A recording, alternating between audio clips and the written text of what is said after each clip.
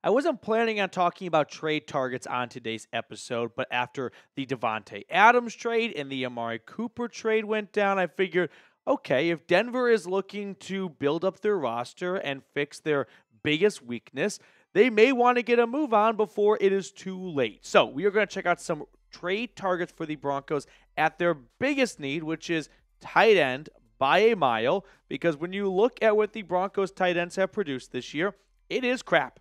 I mean, Greg Dulcich has been a healthy scratch the last few weeks. I guess Adam Trautman is your best tight end with 2 grabs and 32 yards on the year.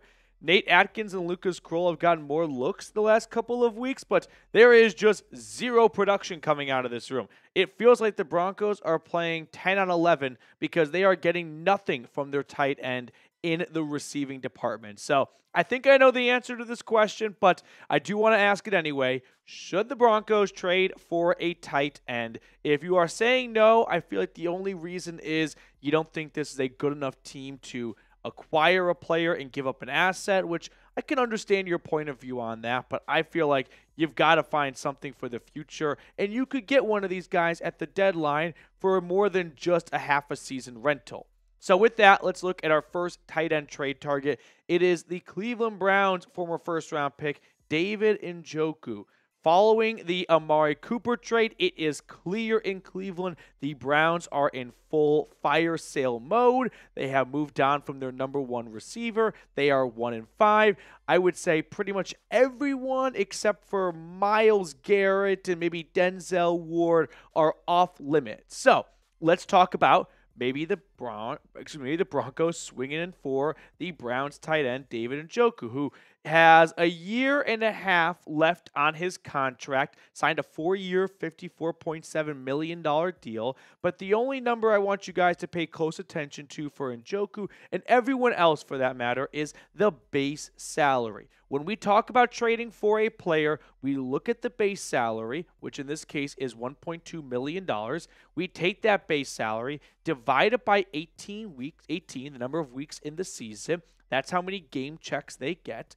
And whatever is left on their base salary that has not already been paid out through the first 6 weeks of the season is how much the other team is picking up. So we don't look at the cap hit, we just look at the base salary. And with every week that goes by, any team looking to acquire that player is going to be a little bit cheaper. Now, Njoku has been somewhat of an up and down player. He has found a good home in Cleveland, and he has emerged as a fan favorite. But unfortunately, he has been somewhat plagued by the injury bug. He's missed a little over 1 out of every 5 games going back to 2019. He also, just from a number standpoint, doesn't really pop as a big, sexy tight end trade target. 13th in receiving yards amongst all tight ends since 2017. However, I think he is better than what his numbers indicate because of missing some time here and there. Overall, I am open to adding the Chief as he goes by. I feel like this could be a good long-term addition for the Broncos, and I could see the Browns being open to trading Njoku after trading away Amari Cooper. Plus, he has missed half of the season, but he just came back from a high ankle sprain, and he still has more yards than I think all 4 tight ends on the Broncos combined. Maybe not just quite, but he's got 89 yards in 3 games. I mean, that is miles ahead of any Broncos tight end. But last year was by far his best season. Nearly 900 yards and 6 touchdowns. And then you got to factor in like all the quarterback, turmoil the Browns have dealt with. Go back to 2023. They had 5 different starting quarterbacks, so he was rock solid. He was super consistent. He is a monster with the ball in his hands. He's going to be a fan favorite for Denver. I think he is more of what the Broncos were hoping Noah Fant would become, which is a moving bowling ball, which is what this offense kind of needs over the middle of the field, right? Someone Bo Nix can dump it off to on 3rd and 7, and most tight ends walk away getting 5 yards, and the team punts on 4th and 2. No, David Njoku's going to turn 3rd and 7 into 1st and 10. So that would be a major pickup for Denver. So if this was the trade, let me know what you think about it. I think this is a rough idea as to what compensation would cost for Njoku. a 5th and a future 6th, so 2 day 3 draft picks going to the Browns. It's pretty much identical to what Cleveland gave up to get Jerry Jeudy, and the two players are at somewhat similar like price points of their career.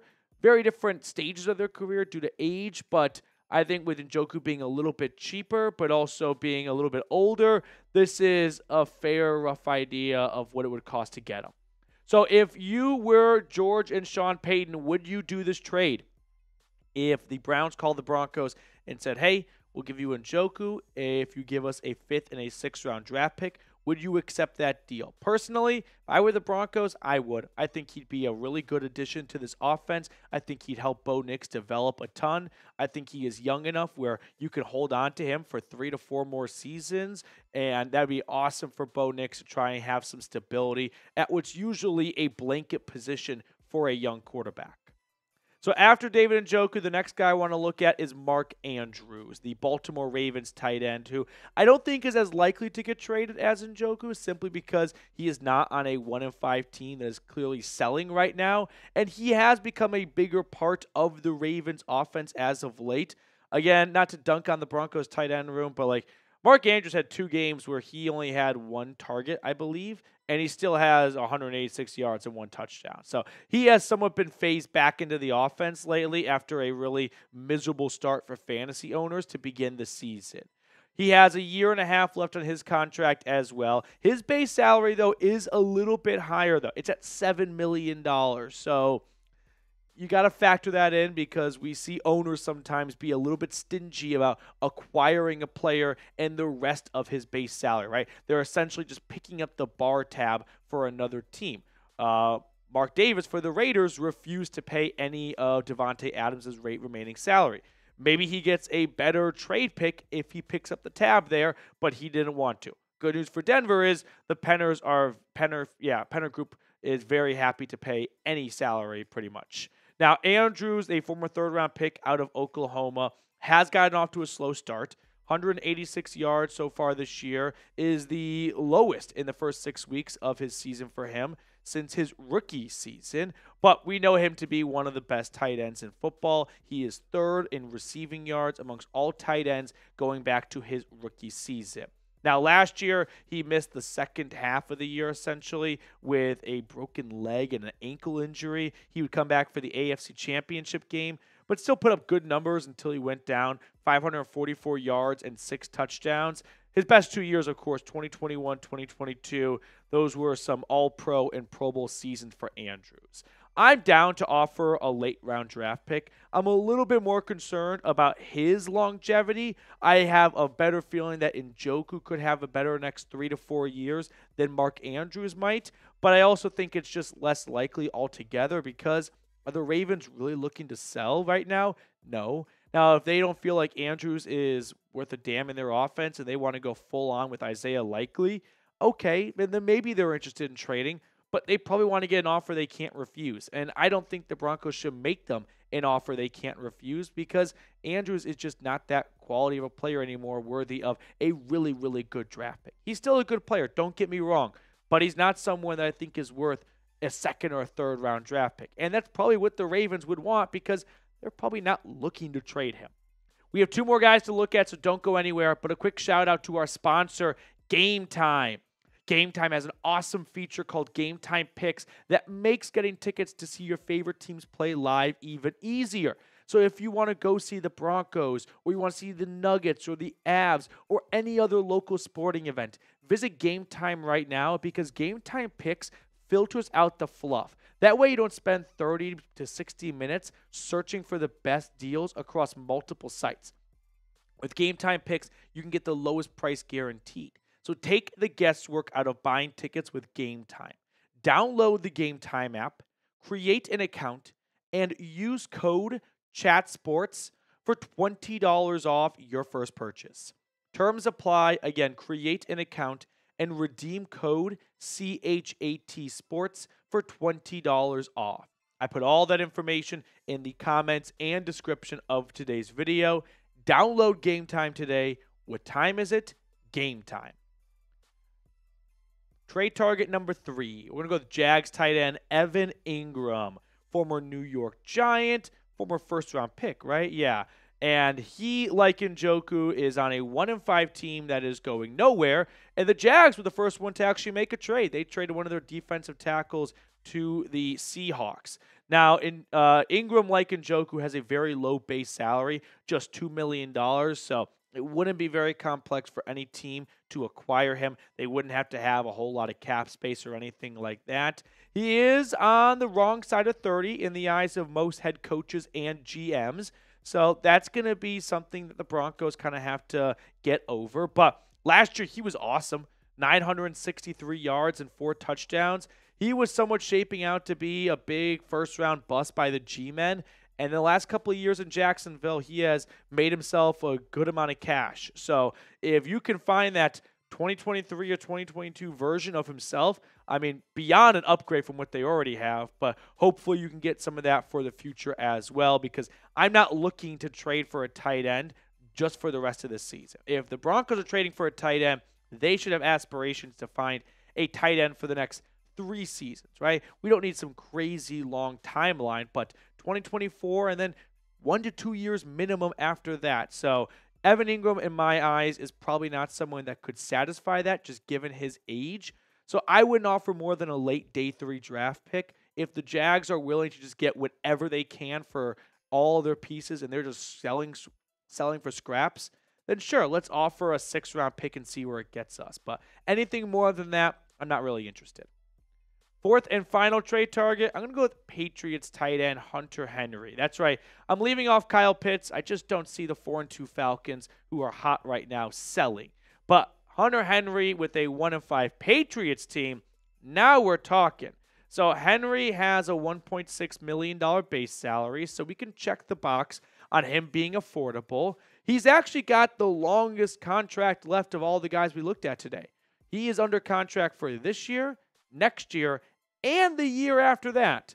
But he's also, like Engram, approaching the wrong side of 30, so that's going to be a knock against him. But despite how bad the Patriots have been, he's been one of their more consistent pieces.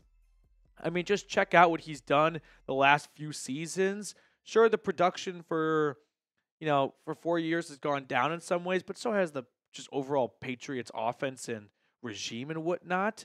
But I like the idea of trying to acquire Hunter Henry if it was something just for this year, if you want to try and squeeze some good tight end play to help Bo Nix's development out. But I'm kind of feeling the same way about Henry as I am about Engram. Just approaching 30 years old. He has a few years left on his deal, but overall, I don't think he's a long-term play at tight end. So I wouldn't give nothing more than a late day 3 draft pick for Henry or Engram. For me, the order of the players we went in today is pretty much the order of preference when it comes to a trade. I think David Njoku would be a really nice pickup for the Broncos because I think he has a lot of football left in his career still. And just last year, he showed us that he is still scratching the surface. And I know we're way past the point of Njoku breaking out, and we've got a pretty good idea as to who he is as a player. But if you can find that just 1 year removed 2023 version of himself, which shouldn't be too far beneath the surface here, I think Denver would have a massive upgrade at the tight end position, a spot that they have really been searching for a long-term solution at for a while now. So let me know which tight end that we looked at today you would want to trade for. I appreciate everyone for tuning in to today's episode. If you are not subscribed to the channel, make sure you do so. Click that subscribe button. It is completely free. If you are subscribed, give us a thumbs up. Really appreciate everyone for hanging out with us today.